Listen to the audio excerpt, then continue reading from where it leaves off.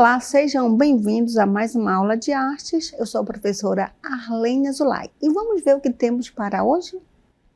Bem, hoje é a nossa aula de revisão e a aula é a 6.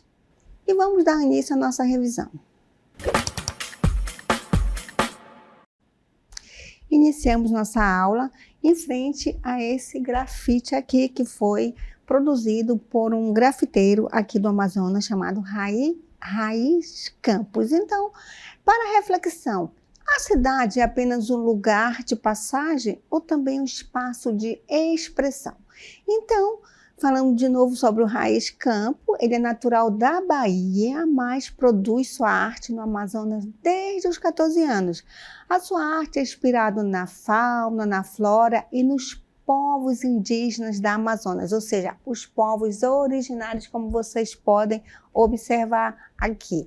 Ele é reconhecido por retratar personagens nativos com respeito e valorização cultural. Ele produz grandes murais, aqui ele produziu no Viaduto, no bairro do Coroado, aqui em Manaus, e também em edifícios, o que lhe trouxe um destaque regional e participação em eventos internacionais. Então, o grafite, ele faz parte da arte urbana. E vocês sabem o que é a arte urbana? Então, a arte urbana ela é uma forma de expressão artística que se manifesta nos espaços públicos das cidades. Ela surgiu com mais força no século XX, especialmente em grandes centros urbanos, como forma de dar voz a grupos muitas vezes marginalizados. Como assim grupos marginalizados?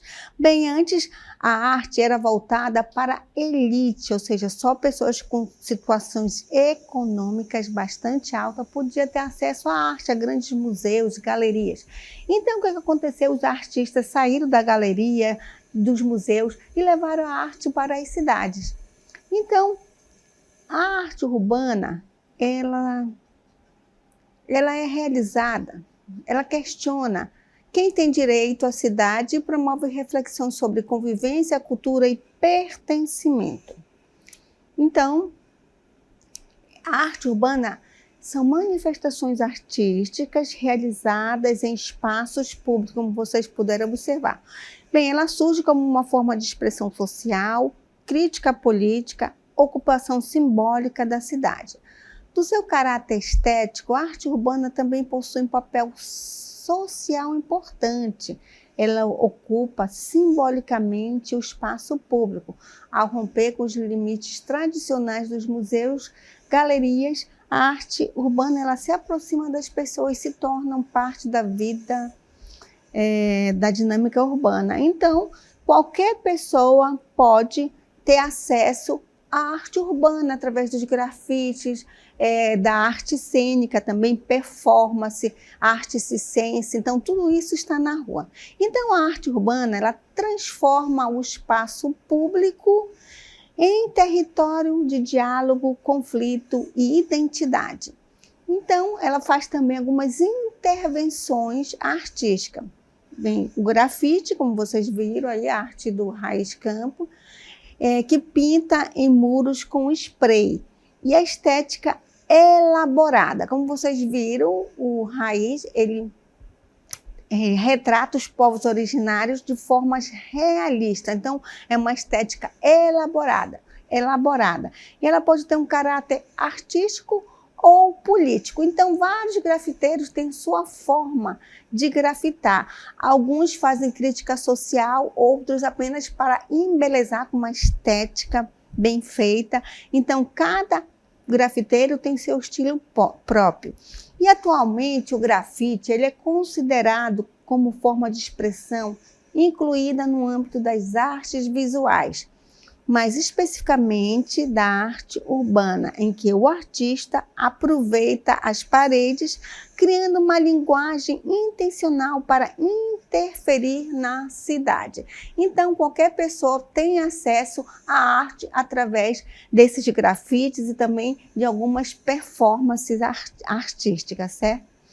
Então, a arte do grafite, ela utiliza uma variedade de materiais que permitem ao artista explorar diferentes estilos, efeitos e formas de expressão nas ruas.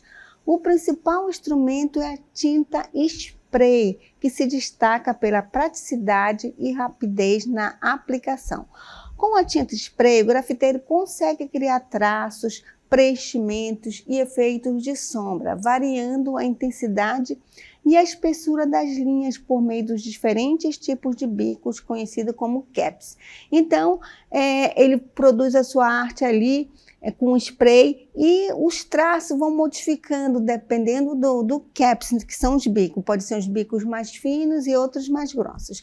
Então, tem também a técnica do stencil, né, que é a técnica com moldes vazados, que é uma produção rápida, ideal para mensagens diretas e muito usado em críticas sociais. Bem, a técnica do stencil é uma forma de expressão artística baseada na criação de moldes vazados que permite a reprodução rápida e precisa de imagens ou palavras em diferentes superfícies, utilizando materiais como papel, acetato ou metal. O artista ele recorta áreas específicas do desenho, criando um negativo que, ao receber tinta, geralmente em spray, transfere a imagem de maneira direta e impactante. Vamos mostrar agora para vocês aqui uma arte de stencil, que é de um artista britânico, certo? Ele é anônimo, o nome dele é Banksy. Então, aqui ele foi feito com a técnica do stencil. Bem, esses artistas, eles utilizam a cidade como suporte para expressar identidade, denunciar desigualdades, fazer críticas políticas ou simplesmente embelezar espaços degradados. Então, o Banksy ele faz uma crítica social. Então, o nome Banksy é um nome adotado, né, como já falei, por um artista britânico anônimo, conhecido por sua arte urbana de caráter satírico e provocador, que mistura humor ácido com grafites produzidos por meio de técnica de stencil. Suas obras, marcadas por críticas sociais e políticas, aparecem em espaços públicos como ruas, muros e pontes em diversas cidades ao redor do mundo. Então, o nome desse grafite é Flower Tower. Então, ele retrata um manifestante com o rosto coberto, como vocês podem ver, em posição de arremesso, gesto normalmente associado à violência. Mas em vez de uma pedra ou arma, ele lança um buquê de flores, como vocês podem observar. E agora nós vamos falar sobre um outro assunto, que é a videoarte. Então, a videoarte é uma forma de arte que utiliza a imagem em movimento como linguagem artística, diferente do cinema tradicional. A videoarte, ela nasce como uma forma de expressão experimental, rompendo com os padrões tradicionais do cinema e da televisão. Ela não se preocupa necessariamente com narrativa linear, ou seja, início, meio e fim, mas sim com a exploração de imagens, sons, tempo e percepção. E vamos mostrar para vocês agora uma videoarte.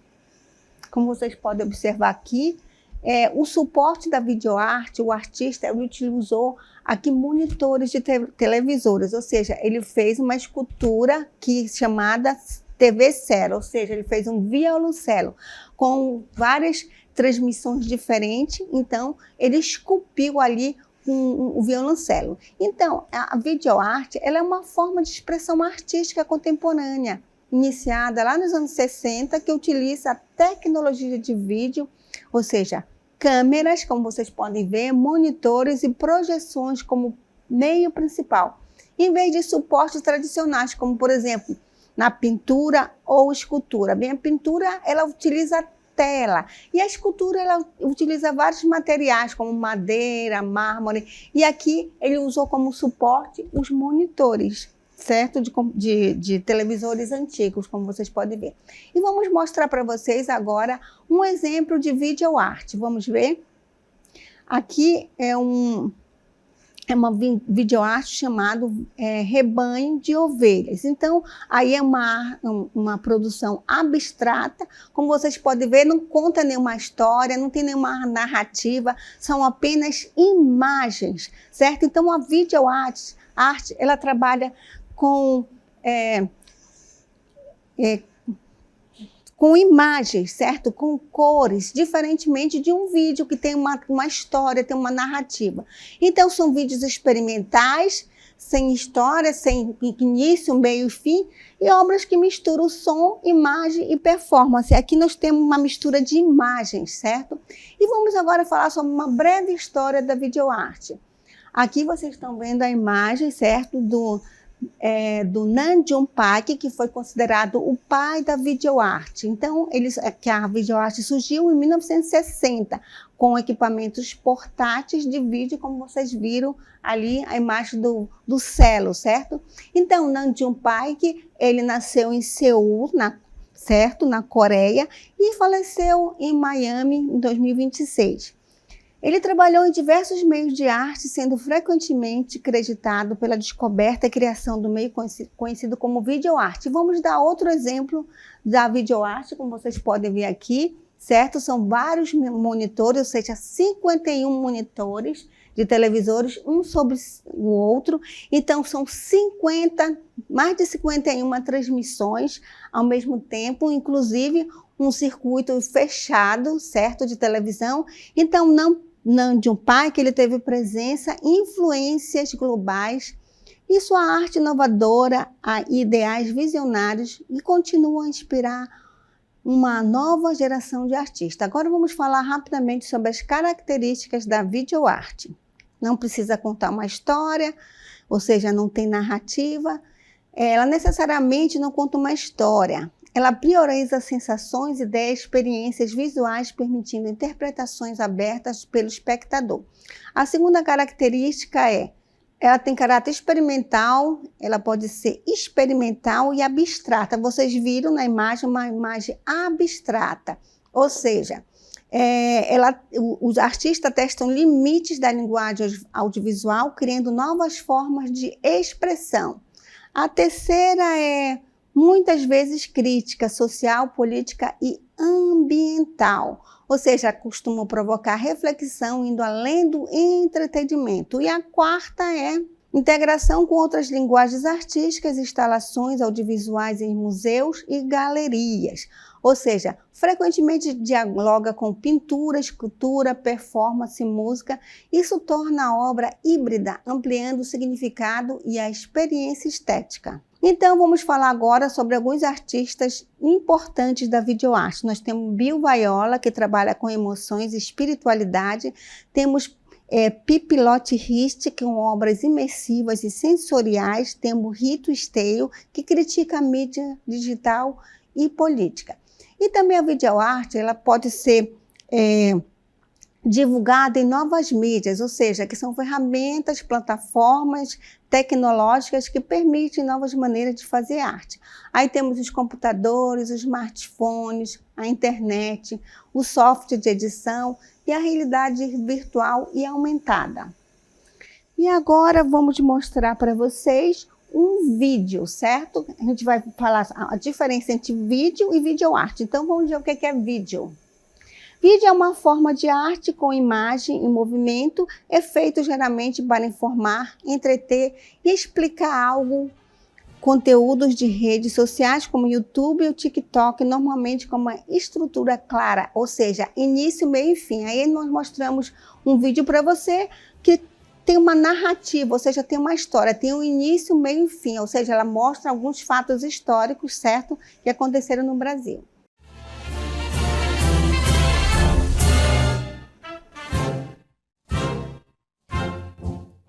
Ouviram do Ipiranga as margens plácidas de um povo heróico, brado, retumbante, e o sol da liberdade em raios rúgidos brilhou no céu da pátria nesse instante. Se unirou nessa igualdade, conseguimos conquistar com braço forte